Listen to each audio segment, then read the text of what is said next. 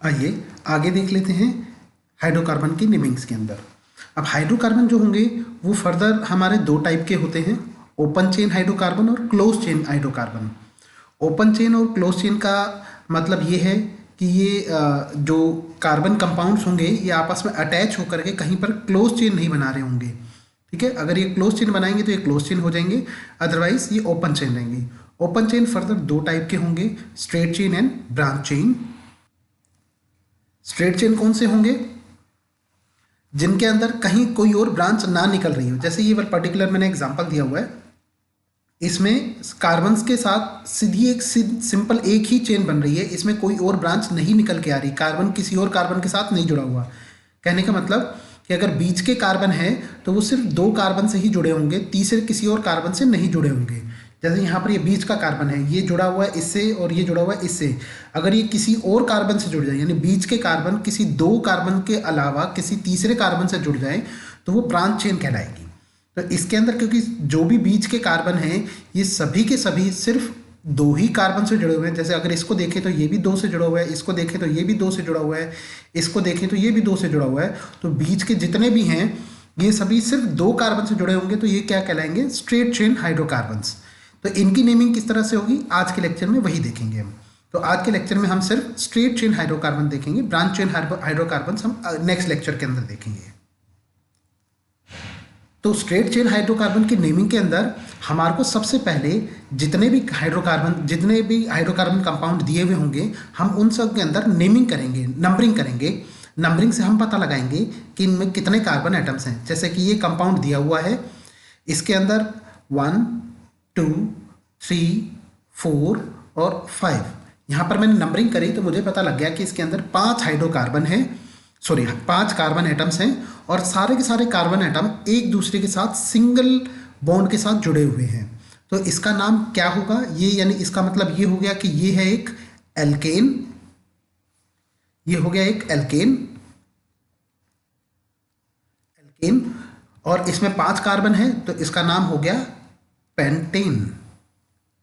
ठीक है, अब जिस तरह से मैंने ये लिखा हुआ है, ये यहाँ पर ड्रॉ किया हुआ है, this is called the structure of hydrocarbon. इसको रिप्रेजेंट करने का एक और तरीका है, ये भी देखिए यहाँ पर ये वाला जो कार्बन है ये 3 हाइड्रोजन से जुड़ा हुआ है। मैंने यहाँ पर हाइड्रोजन दिखा नहीं रखे हैं, तो ये 3 हाइड्रोजन से जुड़ा हुआ है। ये वाला कार्बन 2 हाइड्रोजन से जुड़ा हुआ है, ये वाला कार्बन 2 हाइड्रोजन से जुड़ा हुआ है, ये वाला कार्बन 2 हाइड्रोजन से, ये वाला कार्बन 3 हाइड्रोजन से जुड़ा होगा। तो इसको लिखने का एक और तरीका है कि इसको मैं लिख सकता हूँ CH3 सिंगल बॉन्ड CH2, फिर सिंगल बॉन्ड यहाँ पर भी 2 हैं तो इसको भी लिख सकता हूँ CH2, फिर सिंगल बॉन्ड इसमें भी 2 हैं तो CH2 और इसमें 3 है तो इसको सिंगल बॉन्ड CH3।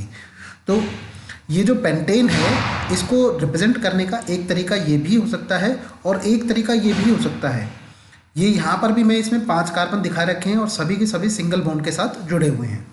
तो ये तीनों जो हैं ये तीनों ही पेंटेन है, बस इनका दिखाने का तरीका अलग अलग है।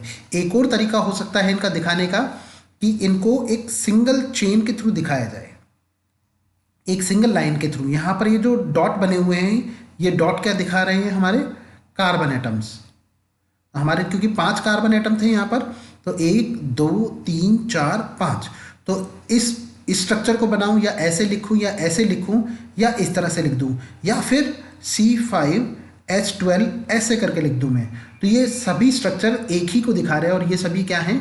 पेंटेन हैं। ठीक है,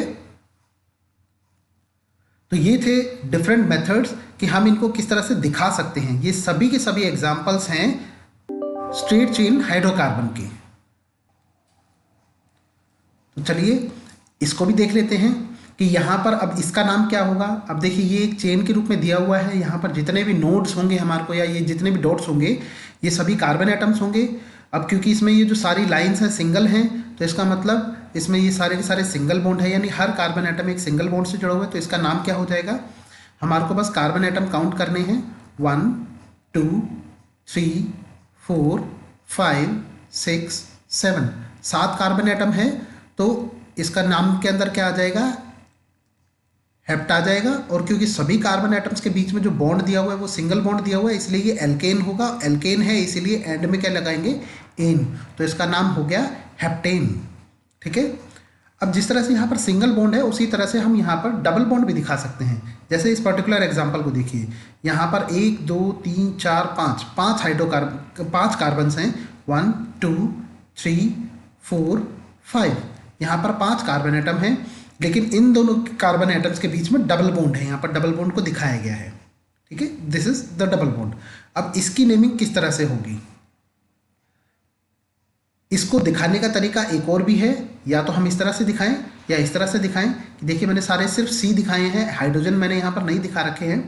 सी सी सी सी, ये चारों सी सिंगल बॉन्ड से जुड़े हुए हैं, और ये वाला और ये सी जो है ये डबल बॉन्ड से जुड़ा हुआ है।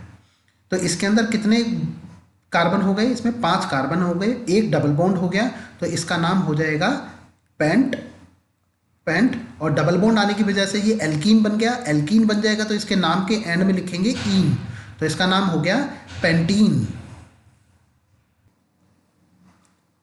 आइए अब इसको देखते हैं। यहाँ पर भी क्या है, यहाँ पर हमारे को डबल बॉन्ड दिखाई दे रहा है। 1 2 3 4 5 6, तो यहाँ पर 6 कार्बन एटम हैं। इसको रिप्रेजेंट कर सकते हैं हम कुछ इस तरह से कि सभी कार्बन एटम 6 कार्बन एटम, और इसमें इन दोनों के बीच में सिर्फ डबल बॉन्ड है। तो इसका नाम क्या होगा। अब देखिए यहाँ पर जो डबल बॉन्ड था ये 4th और 5th के बीच में था। अब क्योंकि जब डबल बॉन्ड होता है हमारा एन कार्बन एटम्स पे, तब उसकी पोजीशन मैटर नहीं करती, चाहे वो 1 और 2 के बीच में हो, चाहे वो 4 और 5 के बीच में, हम लिखेंगे इसे सिंपल पेंटीन। लेकिन अगर डबल बॉन्ड बीच के कार्बन एटम्स के बीच में हो तो उसकी पोजीशन मैटर करती है। तो उस वे में हम इसकी नंबरिंग कहाँ से शुरू करें वो देखना है हमारे को। हम इसकी नंबरिंग शुरू करेंगे वहाँ से जहाँ से कार्बन एटम पे इस डबल बॉन्ड को लीस्ट नंबर मिल रहा हो। अगर देखिए मैं यहाँ से शुरू कर रहा हूँ तो इसका नंबर बन रहा है,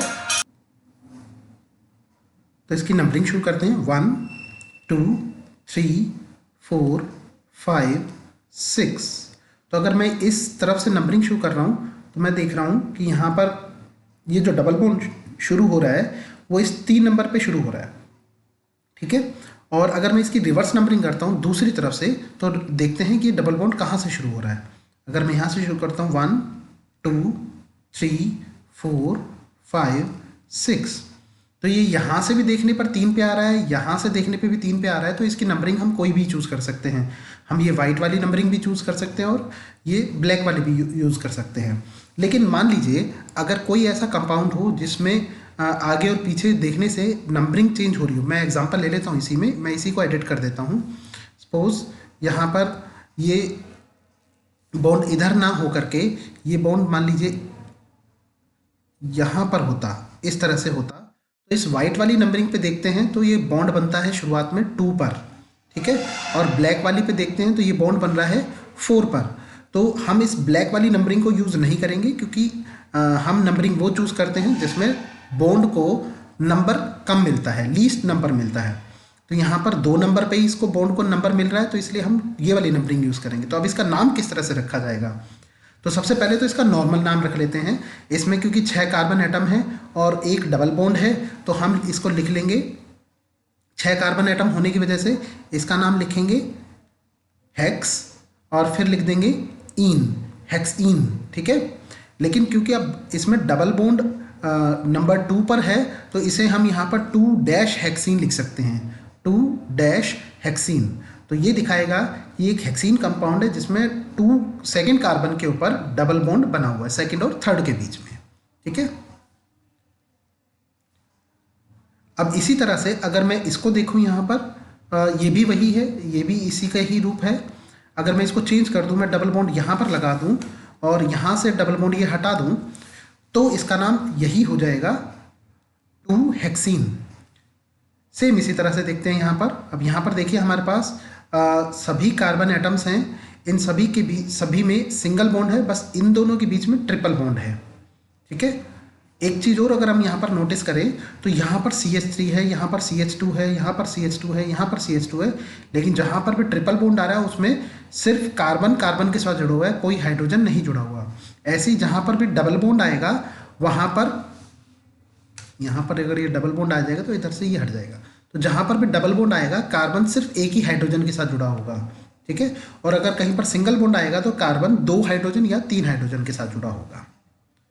तो इसका नाम क्या हो जाएगा? अब क्योंकि इसमें ट्रिपल बॉन्ड है तो इसका नाम देखते हैं क्या हो जाएगा। इसके नाम रखने के लिए भी पहले हमारे को नंबरिंग करनी पड़ेगी। चलिए नंबरिंग शुरू कर लेते हैं। इसकी नंबरिंग दो तरफ से होगी, 1 2 3 4 5 6 7। ये इधर से नंबरिंग शुरू करिए तो यहाँ से पता लग रहा है कि जो कार्बन 4th नंबर पे है वो ट्रिपल बॉन्ड बना रहा है 5th के साथ, ठीक है। लेकिन अगर मैं इसकी रिवर्स नंबरिंग शुरू कर दूँ 1 2 3 4 5 6 7, तो यहाँ से देखने पे पता लग रहा है कि जो ट्रिपल बॉन्ड है वो 3 नंबर का कार्बन एटम बना रहा है।